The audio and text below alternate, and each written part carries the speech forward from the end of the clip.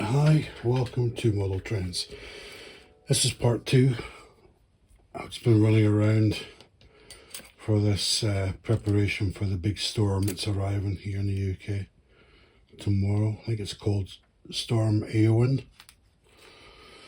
I think it's a Welsh name. I'm not sure, but if you know, you can pop it in the comments. Right, so this is a follow-on to the Pendennis Castle, where we're going to be renaming this unit, and I've had to wait for some tires.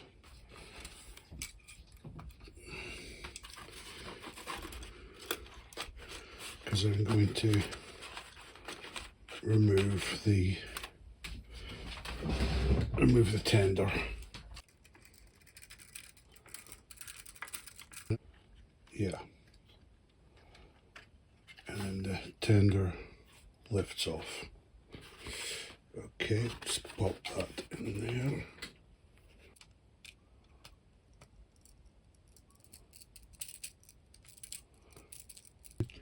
When I took the weight off the last time, that's one of the reasons why I started doing YouTube, was that it would give me a video record of disassembly. So if I'm forgetful about how a particular part went, I could look back the video and it would tell me. Okay, so lifting off the quite a heavy weight, really, at the end of the day. It's quite heavy. Okay, so put that there.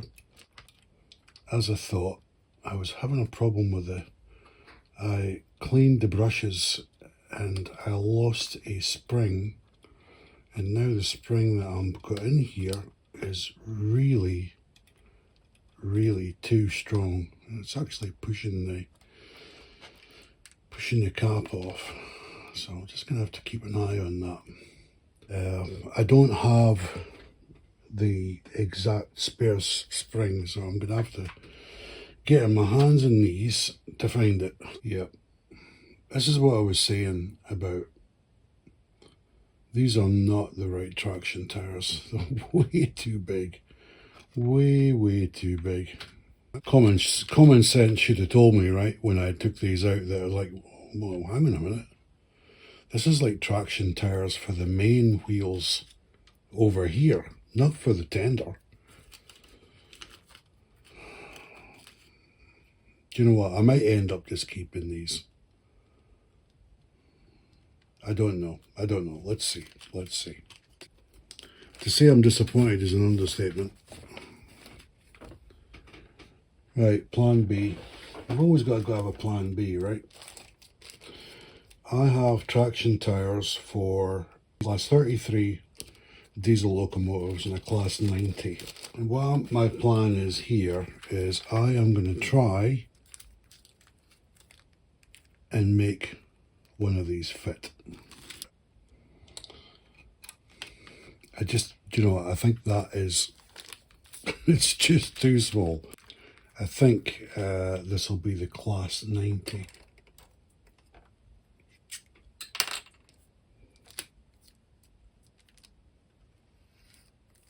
These are slightly bigger. Not by much though.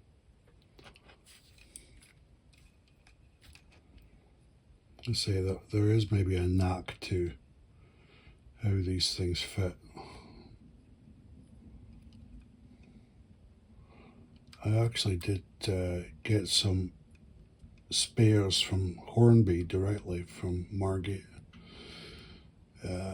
just to top up my traction tire spares. So yeah, there's always a knack, and I don't know what that knack is. Well, I'll tell you what, maybe by the time I've fitted all of these, I'll become an expert. I think having hands like Pat Jennings doesn't help. He was a goalkeeper, by the way. Okay, that was better. That was definitely an improvement there.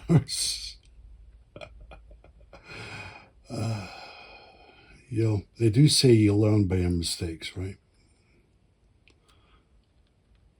So how I'm doing this is getting the top part latched on, holding it with my finger, and then stretching the rest around. And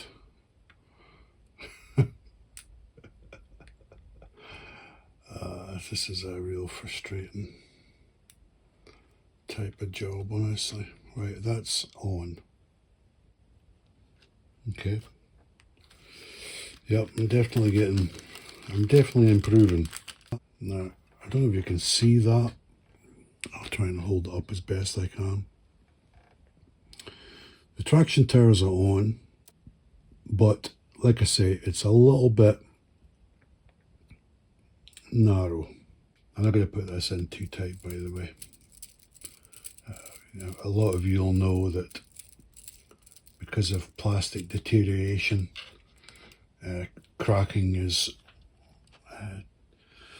too familiar, really. Yeah, that feels better. Oh, that's it. That's it. That's definitely it. Ah, there we go. Right. Okay, I think the knack is you've got to put the back on first. Airfix maybe put instructions out about that 47 years ago, but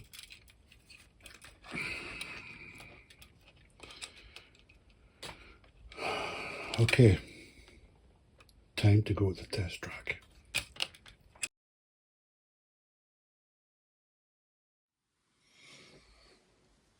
Okay, right.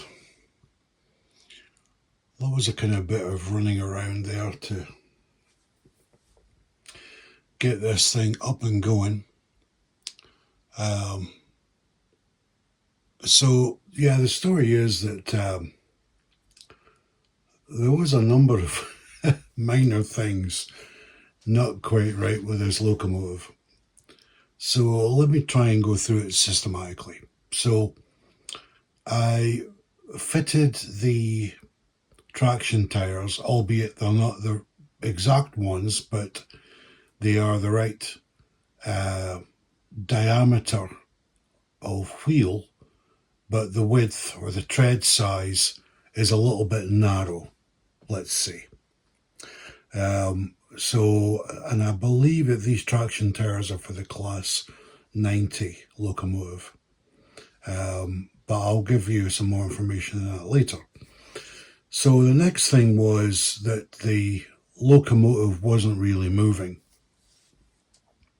So what that was yesterday, I think it was, or it might have been the day before now, I decided that I would clean the brushes and try and clean the commutator.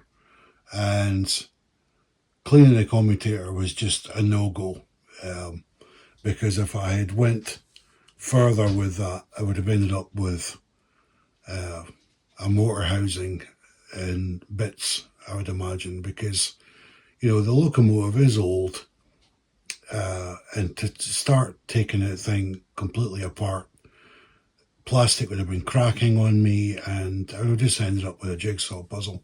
So I decided to just clean the brushes and put them back. Then I lost one of the brush springs,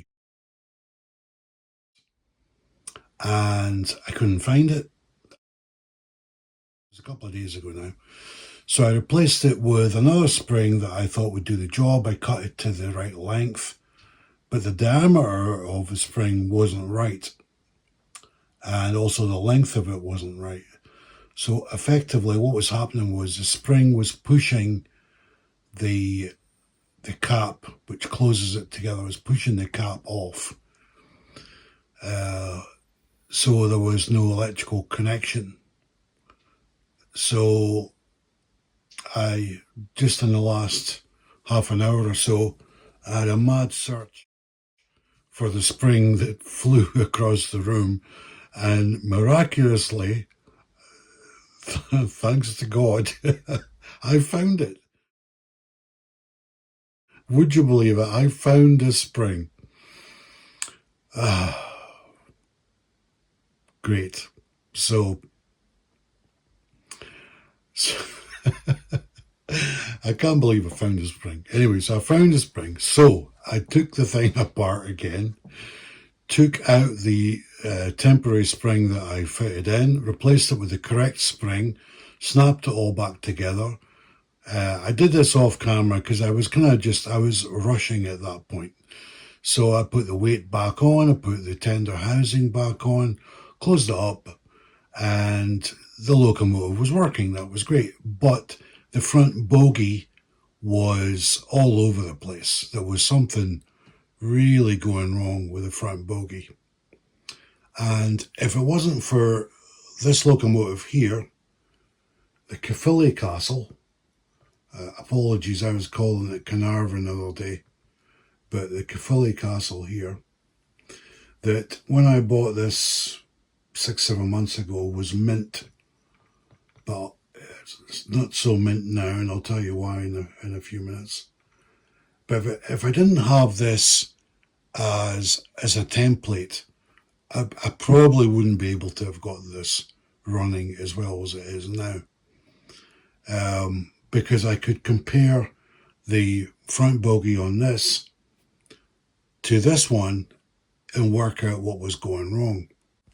So the front set of wheels here, I couldn't actually work out what was going wrong between the. But so what I did was I turned this one upside down, as well as the Caerphilly, and compared them. And there's a spring underneath here. This is like basically a spring-loaded front bogie. And on here, it works perfectly. And this one, the spring was basically flattened. It had been depressed, maybe for lack of use, and been sitting in a box a long time. But I think it's taken a knock, actually. So what I did was I realized I could increase the tension on that spring by just pulling it away from the locomotive. And then I discovered that the wheels were buckled. One was flat and in line with the bogie housing, and the other one was buckled. So using a magnifying glass, what I discovered was that it wasn't seated properly. So I pulled the wheels completely off. Apologies, it wasn't on camera, but I pulled the wheels completely away, give it a sort of clean round, inspected it with the high magnification, realised that the bogie, where it sits, it wasn't cracked or anything. So I snapped it back into place, and now the front bogies are parallel. I ran it a couple of times. Then I discovered that the front wheel was being lifted because there was too much spring in the front bogie. So we're only really getting the last two wheels in contact with the rail. So I adjusted it, and now we've got pretty much the three wheels touching the rail. And I oiled the wheels again because they're not as free moving as they could be, but I think a lot of that's to do with age and lack of running. So yeah, this this locomotive is taken a lot of work to get it to this stage, and she's far from perfect, but she's running half decent. So let me show you how she is running at this stage.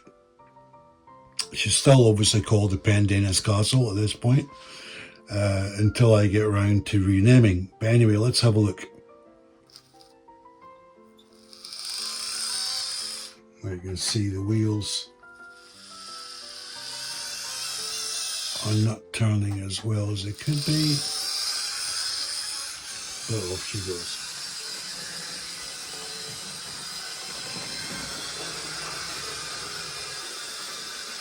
Now really, in my opinion, at this stage of the locomotive, she really needs running in. Because the wheels are not, like I say, as free as they could be. But with running in, and now that the wheels, the axles have been oiled, and letting the oil do its work, I think the more I run this, the more freer these wheels are going to become.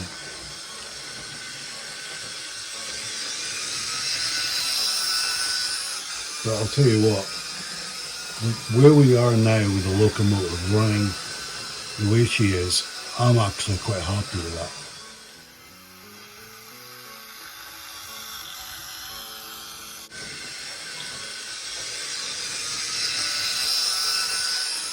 Because, in my opinion, I think if I run this locomotive for an hour, 30 minutes in forward direction, 30 minutes in reverse,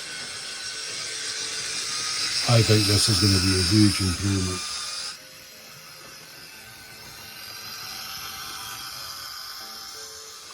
Now I'm going to post the number of the traction tires. Now they're not I must emphasize this, they're not the exact traction tire, but as we can see, it's doing the job. My locomotive is running,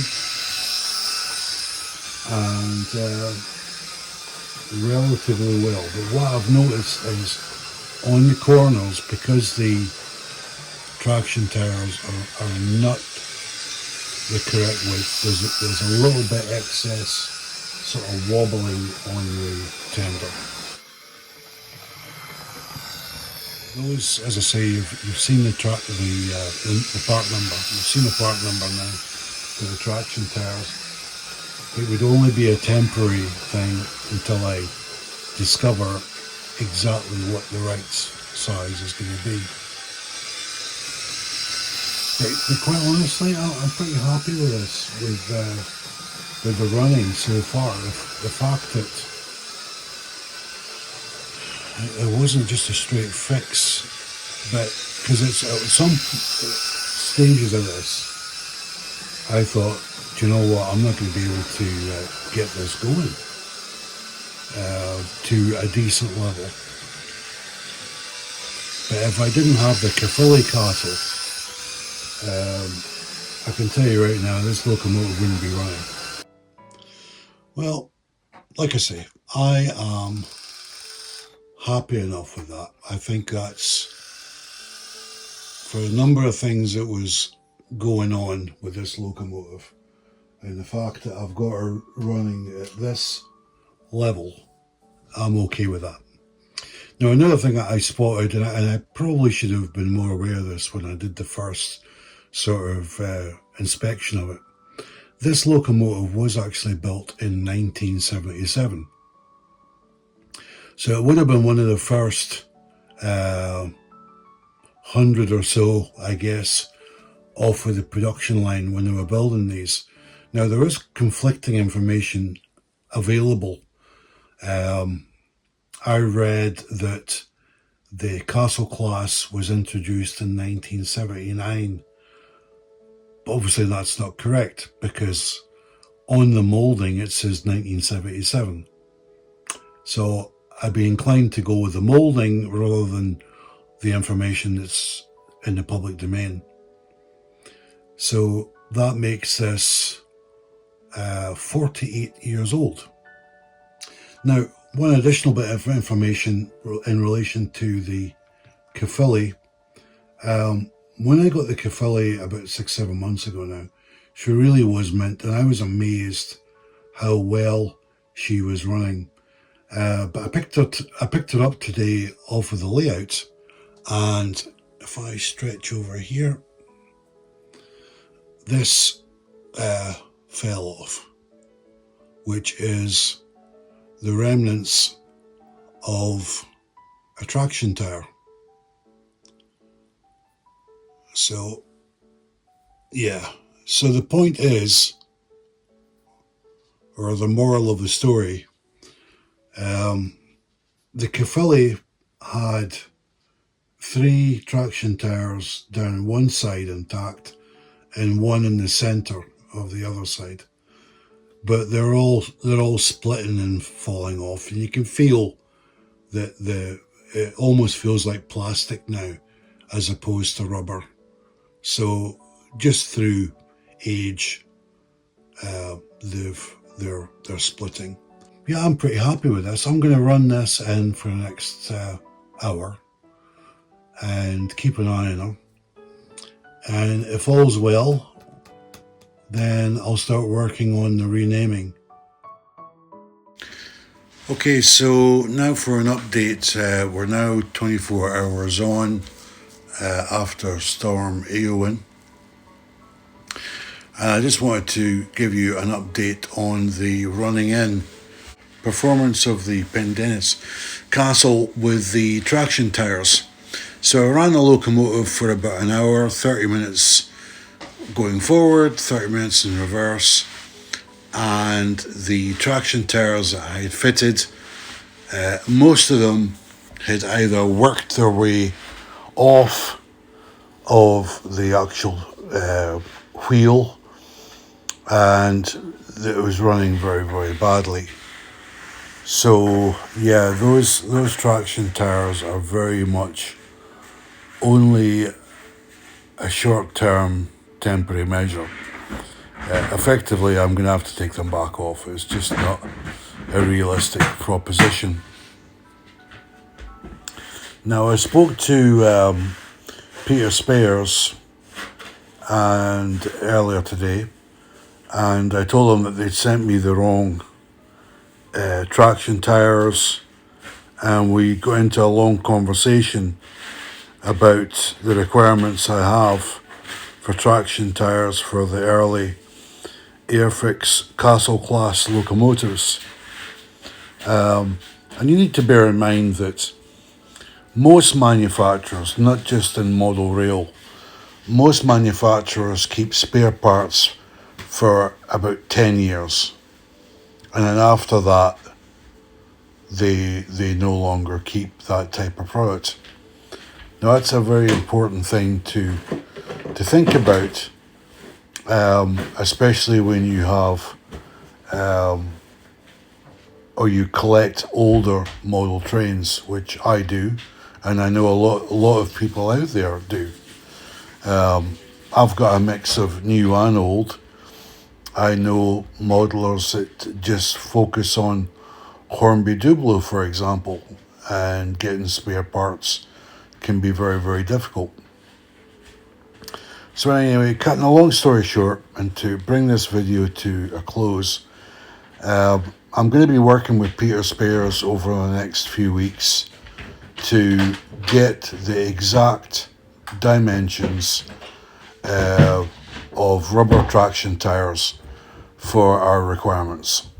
And obviously the goal is to get my fleet operational, get everything back into service, and obviously share this with the community. So it's very, very important.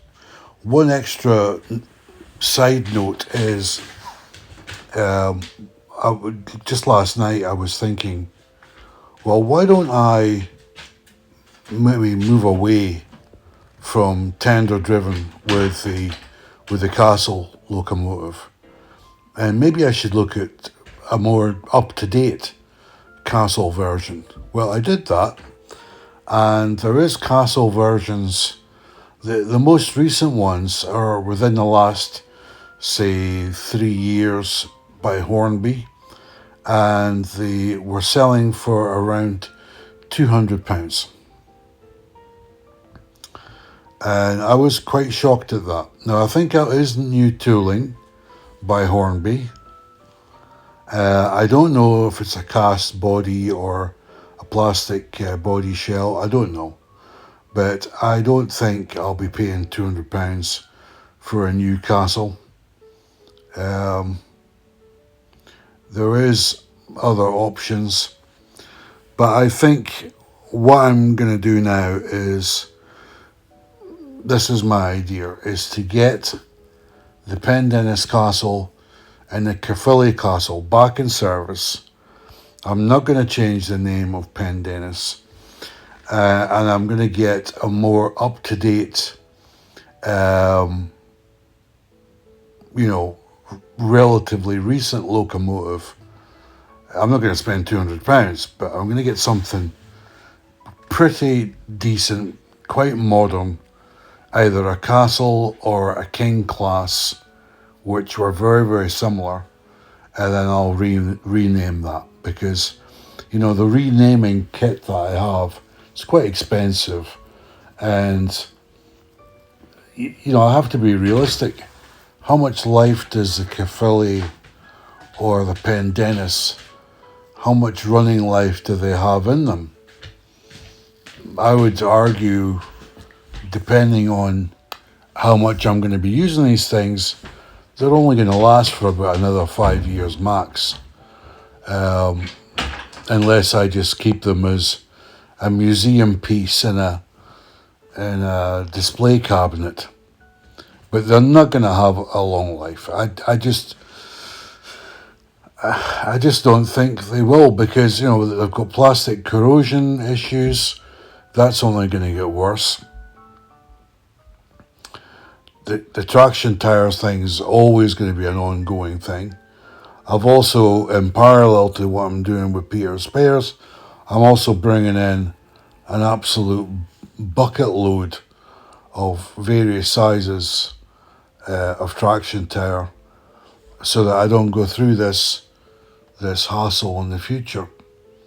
But that's going to take time. It's getting flown in from China, so maybe 10 days from now we can have a look at that.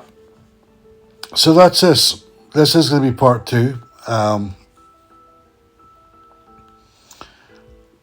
probably repeating myself from the last video. I'd have liked this video to have ended on a more positive note, but don't get me wrong, the Pendennis Castles came on leaps and bounds, considering the state the locomotive was in. So many minor issues that were just going to stop that locomotive from running.